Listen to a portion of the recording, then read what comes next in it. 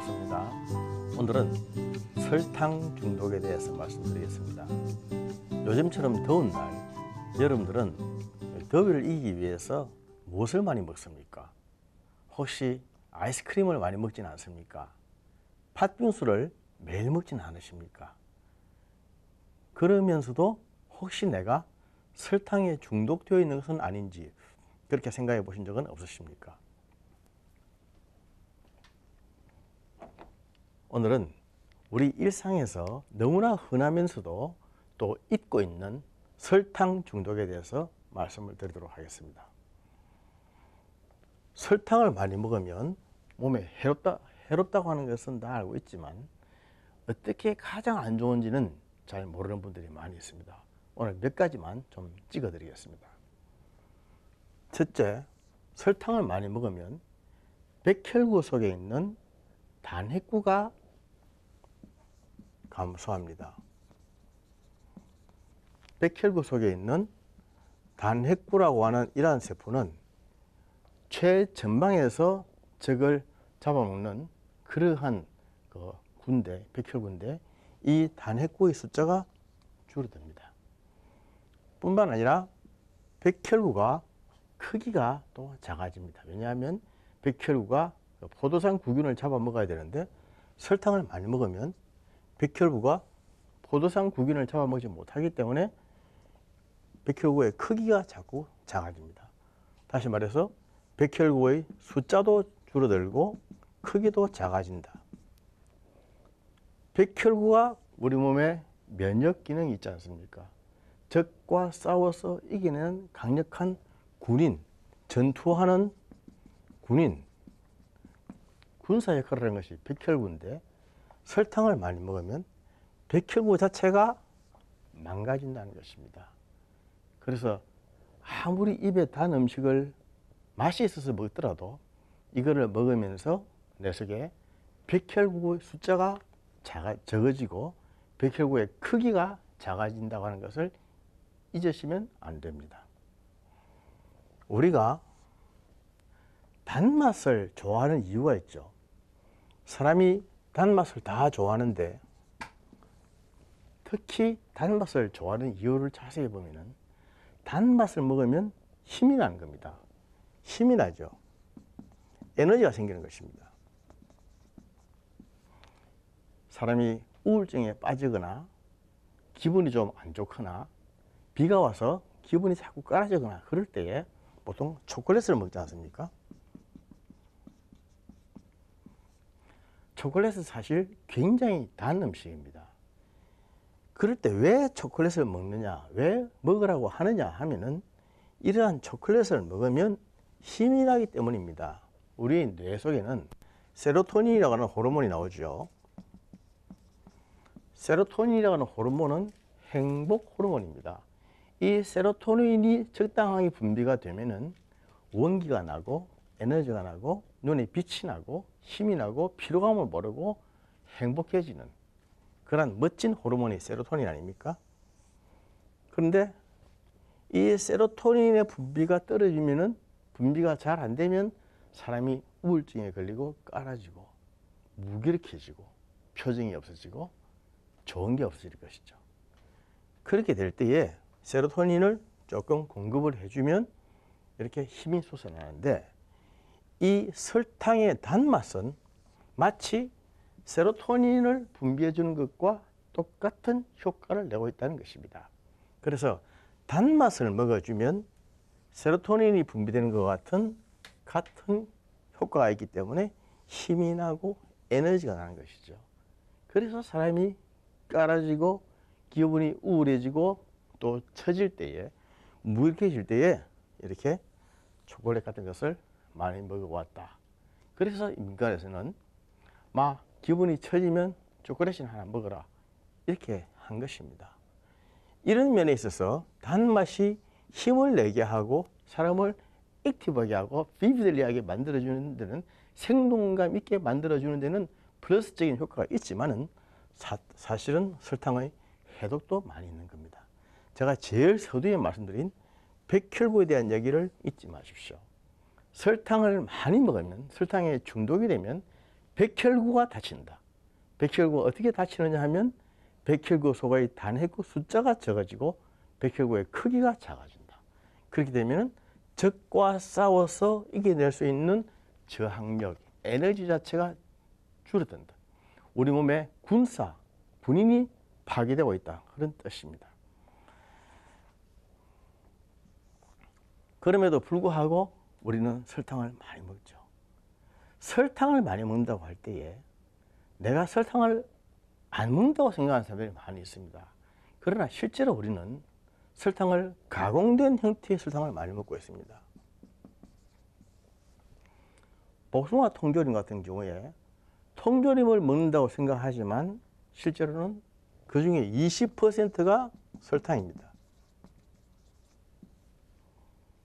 감자칩을 먹을 때도 감자칩에 무슨 설탕이 들어가느냐, 소금 맛이 나지 않느냐 생각하지만 사실은 감자를 설탕에 담궜다가 소금에 절이기 때문에 거기에 설탕이 많이 들어있고, 어른들이 즐겨 피우는 담배에도 사실은 설탕이 들어있습니다. 설탕이라고 하는 것은 우리 몸에 굉장히 많이 들어있는데 이 설탕을 설탕인지 모르고 먹는 경우가 너무나 많다는 거죠. 우리가 먹는 음식에는 보통 과자가 있죠. 아이들이 과자를 많이 먹지 않습니까? 과자를 많이 먹는데 이런 과자가 스낵 종류라고 해가지고 어른들도 요새 많이 먹습니다. 주전부리로서 과자나 스낵을 많이 먹는데 과자를 먹는 것처럼 보이지만 실제로는 이 속에 설탕이 들어있는 겁니다. 설탕이 얼마나 많이 들어있는지 모릅니다. 그럼에도 불구하고 우리는 과자를 먹는다고 생각하지 설탕을 먹는다고 생각하지는 않습니다. 그래서 자꾸 먹다 보면은 자꾸 먹게 되죠. 그것을 중독이라고 합니다. 안 먹으면 안 되는 것, 의지하게 되는 것. 우리가 먹는 음식에는 당류가 두 종류가 있죠. 다당류가 있고 단당류가 있습니다. 설탕은 대표적인 단당류입니다. 다당류는 보통 쌀이죠. 쌀 같은 거, 곡식 같은 거. 이런 게 보통 다당류입니다. 이런 다당류는 단당류와는 달리 우리 몸에 당 지수를 높이는데 조금 시간이 걸립니다. 그래서 당 지수를 서서히 높여주고 서서히 내려주고 그렇게 합니다. 당 지수라는 용어를 쓰는데 어떤 음식이 들어가서 포도당의 농도를 증가시켜주는 지수를 말합니다. 어떤 음식이든 들어가서 나중에 결국 이게 포도당이 되죠. 우리가 먹는 음식이 탄수화물, 지방, 단백질 이 세 가지 아닙니까? 이 세 가지 보통 메이저 팩터죠. 이 메이저 팩터를 먹었을 때 이것들의 최종 산물은 전부 포도당이 되는 겁니다. 포도당이 되어서 이 포도당이 결국 세포막을 뚫고 들어가서 미토콘드리아가 방아지를 해서 ATP라고 하는 에너지를 만들어서 우리 몸에 전신에 돌리죠. 결국 탄수화물, 지방, 단백질이 포도당이 되는 것입니다. 그런데 단당류는 설탕과 같은 단당류는 포도당의 농도를 증가시켜주는 지수가 굉장히 높습니다. 그래서 빨리 포도당화되는 것입니다. 그에 비해서 다당류는 포도당화되는데 시간이 좀 걸립니다. 천천히 포도당화되는 것입니다. 그런데 설탕이 포도당의 농도를, 즉 당지수를 급속하게 올려준 것만 있는 것이 아니라 급속하게 올려준 것은 또 급속하게 내려갑니다. 급속하게 올랐다가 급속하게 확 내려가기 때문에 순간적으로 설탕을 많이 먹으면 저혈당증에 빠지게 됩니다. 설탕을 많이 먹으면 고혈당이 와야 되지 않느냐 그렇게 생각하지만 실제로는 급속하게 올라갔던 이 포도당이 급속하게 내려가기 때문에 또 저혈당이 생기게 됩니다. 그래서 설탕을 많이 먹었을 때 오는 저혈당증도 굉장히 무서운 겁니다. 그래서 저혈당이 생기면은 우리 몸에 어떤 증상이 생기느냐 하면 첫째, 뇌에 손상이 옵니다. 설탕을 많이 먹었을 때에 뇌에 손상이 온다고 하는 것이죠. 왜? 갑자기 포도당이 올라갔다가 갑자기 내려가기 때문에 순간적으로는 그러한 저혈당을 감당을 못해가지고 뇌에 손상이 오는데, 왜 그러냐 하면 우리 몸의 모든 기관들은 지방을 에너지로 쓰지만은 뇌만큼은 포도당을 에너지로 씁니다. 그렇기 때문에 당분만 에너지로 쓰는데 포도당이 갑자기 떨어질 경우는 뇌 손상이 와서 치명적인 상태가 이룰 수가 있습니다. 그래서 아침에 모닝커피라고 마실 때는 아침에 머리가 잘 돌지 않고 기억력이 가물가물하고 정신이 잘 차려지지 않을 때는 모닝커피를 마시는데, 그때는 설탕을 좀 넣어가지고 약간 달달하게 해서 약간 먹는 것도 순간적으로 필요한 거죠. 그래서 아침에 모닝커피는 설탕을 비교적 많이 넣는다 것입니다. 근데 다당류는 말이죠. 다당류는 대표적인 것이 우리가 곡식이지 않습니까? 쌀이라든지, 그리고 또는 빵이라든지 국수.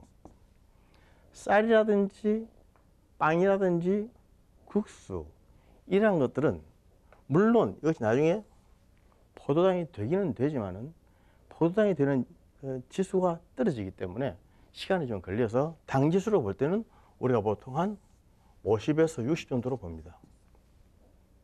50에서 60%. 그러나 이거보다 더 높은 단당류는 사탕, 설탕이라든지 케이크,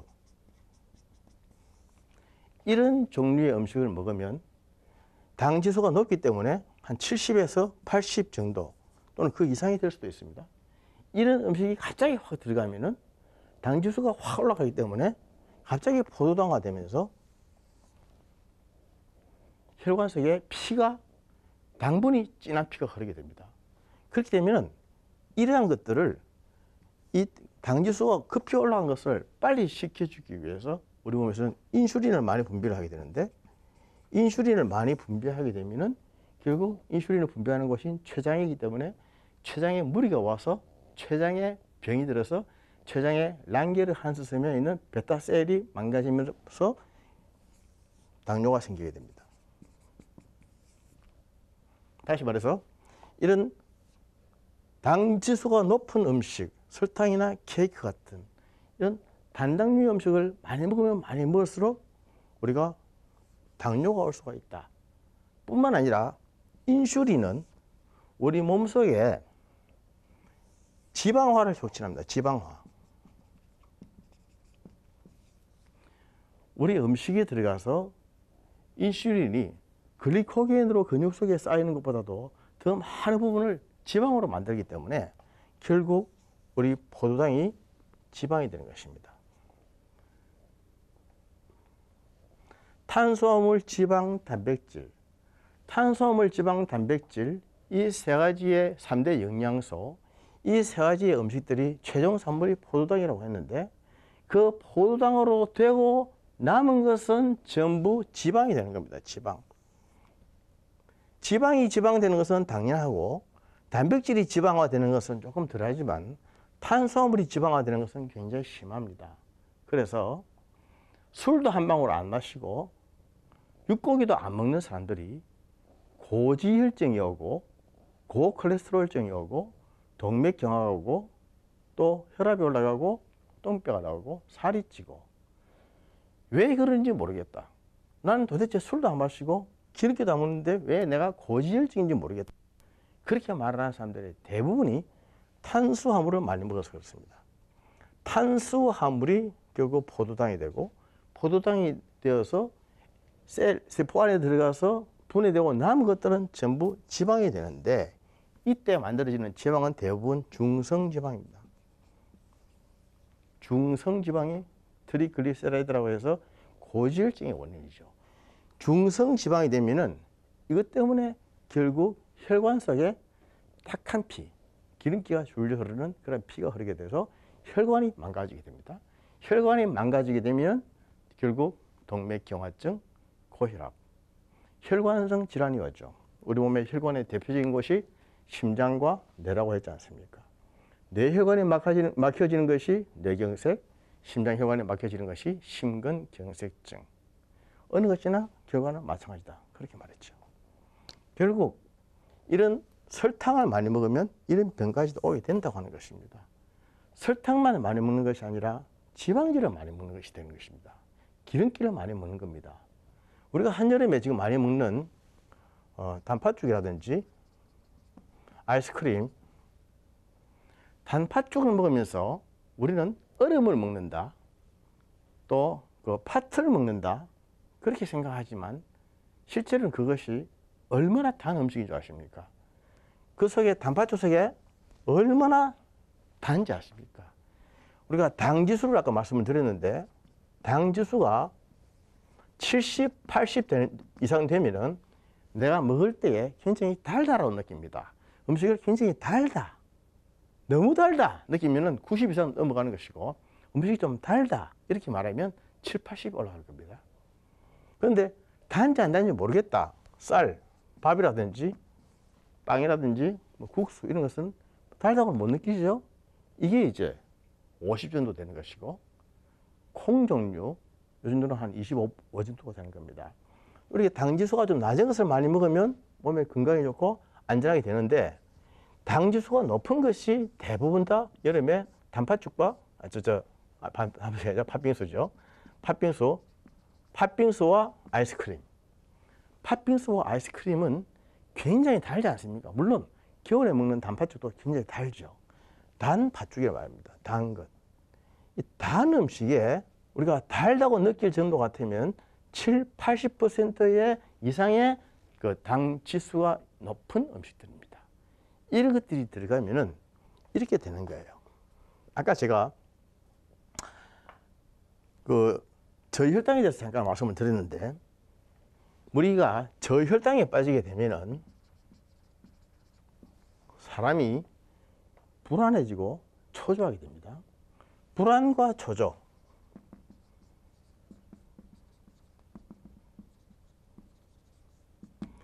불안, 초조는 단순히 정신신경적인 문제만은 아니고요.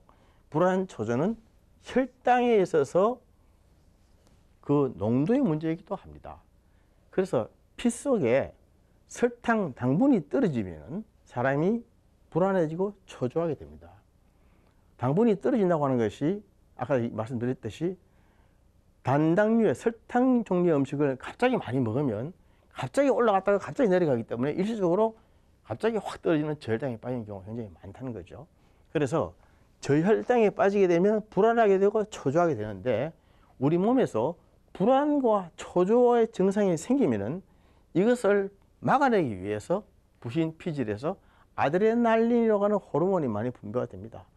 그렇게 되면 사람이 굉장히 공격적으로 됩니다. 공격성.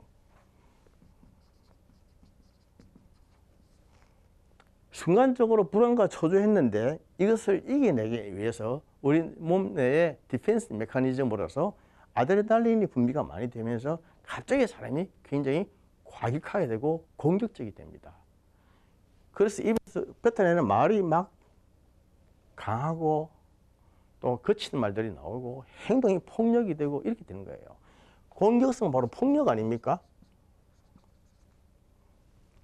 여기서 중요한 얘기를 할 수 있는 것은 결국 뭐냐면, 설탕을 많이 먹으면 우울해지고 불안해지고 초조해지고, 그런 거 하면 공격성이 있어지고 폭력이 있어지는 것이고, 사람이 정서적으로 굉장히 산만해지는 것입니다. 정서 장애가 생기는 거죠. ADHD라고 하는 아이들에게 많이 생기는 과잉 행동 장애, 아이들의 폭력성, 잠시도 가만히 있지 못하고 분주히 왔다 갔다 하고 여기 있다가 저기 있다 그러고 하나를 차분히 뭐 마무리하지를 못하고 끝을 보지 못하고 버리기만 하고 막 말이 거치고 행동이 거칠고 차분히 앉아서 공부를 못하고 굉장히 불안한 애들 있지 않습니까? 그런 애들의 원인이 어른들의 양육 방식만이 아니라 설탕과 상관이 있다는 것인데, 아이들이 설탕을 푹푹 퍼먹지는 않지 않습니까? 설탕이 들어가는 음식, 과자, 그래서 과자를 많이 먹으면 ADHD가 온다. 과자를 많이 먹으면 과잉행동장애가 오고 폭력적이 되고 공격성이 된다. 그리고 과자를 많이 먹으면 우울해지기도 하고 불안해지기도 하고 초조해지기도 한다. 이것은 아이들뿐만 아닙니다. 어른도 마찬가지입니다. 어디 여행을 할 때 또는 그 TV를 가만히 보면서 그냥 보지 않지 않습니까? 이것저것 주전부리를 하게 되죠. 이런 것을 우리가 그 제2의 그 식성이라고 그러죠. 식성에는 1차 식성과 2차 식성이 있지 않습니까? 1차 식성은 배가 고파서 먹는 것이고 2차 식성은 예전에 맛있게 먹었던 습관 때문에 그냥 먹는 겁니다. 배가 불러도. 그래서 밥을 먹어서 배가 부르고 나서도 또 와서 뭐 이렇게 주전부리를 하는 것은 제2의 그 식성이죠. 그런데 그런 음식들이 대부분 다 답니다. 달아. 달든지 짜든지 우리 한국 사람들은 달든지 짜든지 해야 음식에 맛이 있다라고 말합니다. 단맛이 있고 짠맛이 있다고 말하는 것이 아니라 달든지 짜든지 해야 맛이 있다. 맛이 있다는 말은 맛이 좋다는 말이죠. 달지도 않고 짜지도 않으면 맛이 없다. 맛이 없다는 말은 맛이 나쁘다라고 말하는 겁니다. 그렇게 말하기 때문에 결국 모든 음식이 달고 짜야 이게 일이 되는 거죠. 그러다 보니까 계속 우리 입에 그것이 맞게 되는 것입니다. 그러다 보니까 결국 이것을 자꾸 먹다 보니까 이런 중독에 빠져서 사람의 인격이 폭력적이 되고 또 불안해지기도 하고 우울해지기도 하고 정신적인 증상이 나타나는 것입니다. 인격적인 장애, 정신의 장애까지도 올 수 있는 것이 설탕의 중독이라고 하는 겁니다. 그럼에도 불구하고 많은 사람들은 그걸 모릅니다. 술 중독과 섹스 중독과 무슨 이런 중독에 대해서는 다들 잘 알고 있지만은 마약 중독과 게임 중독 이런 거 못지않게 무서운 것이 사실은 설탕 중독인데 설탕 중독은 그것이 잘못인 줄 모르고 병인 줄도 모르고 그냥 그대로 허용되기 때문에 더 무섭다는 것입니다. 이 더운 여름에 매일 아이스크림이라든지 또는 팥빙수라든지 이런 달고 찬 음식을 매일매일 먹지 않는 사람들이 과연 얼마나 있을까요? 이것이 어릴 때부터 그런 습관이 형성이 되면은 어른까지 계속되다 보면 결국 이런 높은 병에 걸리게 됩니다. 뿐만 아니라 이런 것들이 들어가면은 설탕 중독이 되면 우리 몸속에 있는 뼈 속에 있는 그 칼슘이라든지 인 같은 이런 좋은 무기물질들을 이렇게 빼앗아 버립니다. 밖으로 배출시켜 버립니다. 그래서 우리가 많이 먹는 탄산음료 있죠. 탄산음료. 여름에 시원하다고 먹는 차기에서 먹는 탄산음료들이 대부분 다 단 것입니다. 이런 단 음식을 먹다 보면 뼈가 물러지는 것이죠. 뼈 속에 있는 칼슘이나 인 이런 좋은 물질들이 빠져나가기 때문에 결국 뼈가 물러지는 겁니다. 이런 설탕 중독이 우리에게 끼치는 해가 얼마나 많은지 몰라요. 아까 제가 설탕을 많이 먹으면 인슐린이 분비가 많이 돼서 인슐린이 결국 지방화가 되기 때문에 결국 지방화가 된다는 말은 중성지질이 많아지는 것이다 이렇게 말씀드리는데 이것이 요새 말하면 살찌는 것입니다. 그래서 설탕을 많이 먹으면 단 것을 많이 먹으면 살은 살대로 찌게 됩니다. 한의학에서 이것이 감미죠. 감미는 비기 소화기에 해당하는 맛인데 이것은 바로 비만과 상관이 있다. 단 음식을 먹으면 비만해진다. 살이 찐다는 것입니다. 근육 아닙니다. 한의학에서 살에는 근육과 기억이 있죠. 근육이라고 하는 것은 운동을 해서 근육에 살이 붙는 것을 말하는데 이것은 바로 그 간에서 해당하는 그 살이고 또 음식을 많이 먹어서 소화기의 기능이 너무 좋아져 가지고 물살이 자꾸만 찌는 것을 기육이라고 하는데 이것은 바로 살찌는 걸 말합니다. 이런 것들은 전부 다 감미, 단 음식과 상관이 있습니다. 단 음식을 많이 먹으면 감미 때문에 살이 찌는 것인데 아까 설명했듯이 인슐린의 분비가 많이 되어서 지방화가 이루어져서 근육 속에 글리코겐이 생기는 것보다도 중성지방, 지방화가 많이 되기 때문에 자꾸만 물살만 찐다. 그런 뜻입니다. 다시 말해서 설탕 중독은 우리를 굉장히 백해무익하게 하면서 우리 몸의 힘은 다 빼내는 그러한 것입니다. 너무나도 무서운 것이죠. 이 한여름에 설탕 중독에 대해서 경각심을 가지고 조심하면 여름에 살찌지 않게 건강하게 지낼 수 있으면 1년이 건강하게 보장이 되는 겁니다. 영적으로도 마찬가지죠. 창초의 에덴에서 아담과 하와에게 보여진 선악을 알게 하는 나무의 열매는 보암직하고 먹음직하고 지혜롭게 할 만큼 탐스러운 것이었습니다.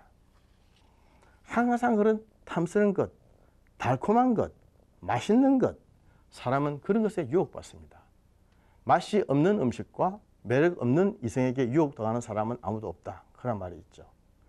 그러나 그런 맛이 있고 달콤해서 먹다 보면은 결국 저렇게 됩니다. 설탕이 얼마나 달콤하고 맛이 있습니까? 적당한 선에서 먹는 것은 물론 좋지만은 너무 과잉할 경우를 지금 말씀을 드리는 것입니다. 너무 과잉해서 중독이 되면은 거기에서 헤어나오지를 못하는 겁니다. 사람도 마찬가지입니다. 영적으로도 마찬가지요. 육적으로도 마찬가지입니다. 보암직하고 먹음직하고 지혜롭게 할 만큼 탐스러운 것, 다 매력적인 것 아닙니까? 육적인 것, 물질적인 것, 명예 다 매력적이지 않습니까? 그런 것에 너무 탐닉하고 그런 것을 좋아하다 보면, 그것에 끌려가다 보면은 나중에 결국 생명을 잃게 됩니다. 중독이죠.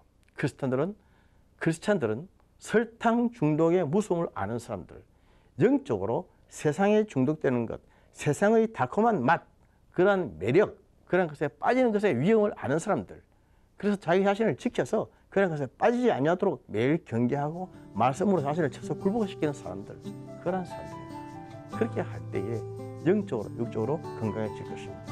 사랑하는 우리 방송 가족 여러분들, 이 한여름에, 더운 여름에 찬 음식과 단 음식을 조심하면서 건강을 잘 지켜나가시면 1년이 지켜질 것이고 1년이 보장이 되면 평생이 보장될 것입니다. 영육간에 더욱더 강건하시기를 축복합니다. 감사합니다.